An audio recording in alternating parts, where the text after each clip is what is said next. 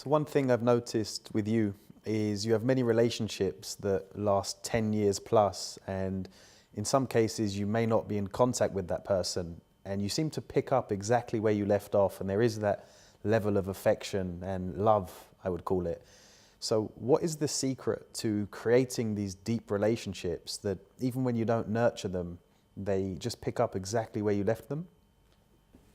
I like to believe that it's caring and concern about how I can help and support the other person.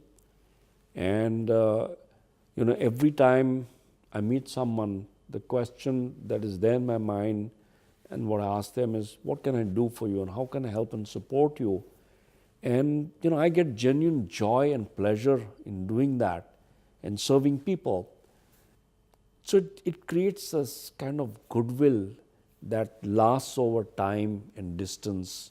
It doesn't matter how long it has been since we meet, because there's nothing manipulative about our relationship. So I haven't left the person with the feeling of being cheated or, of feeling kind of that there's a fake person who's saying all these sugary things because he wants to.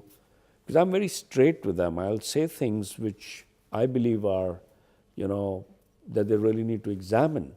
And sometimes these are not pleasant to hear, but they all get it that I'm there to serve them. They feel served.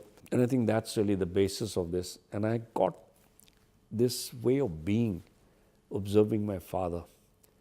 My father was loved and respected by people because he was always there to help and support. He was very selfless. If somebody needed to get an admission, he would be there at 5 o'clock in the morning to go with the family, stand in the queue, cheer them, make sure that the process went through. And what did he get from it? What did he expect? Nothing. It was just that it was so important for him. Education was very important for him. So all the things that were important for him, he took that kind of step to work with people. And that's kind of the environment in which I've grown.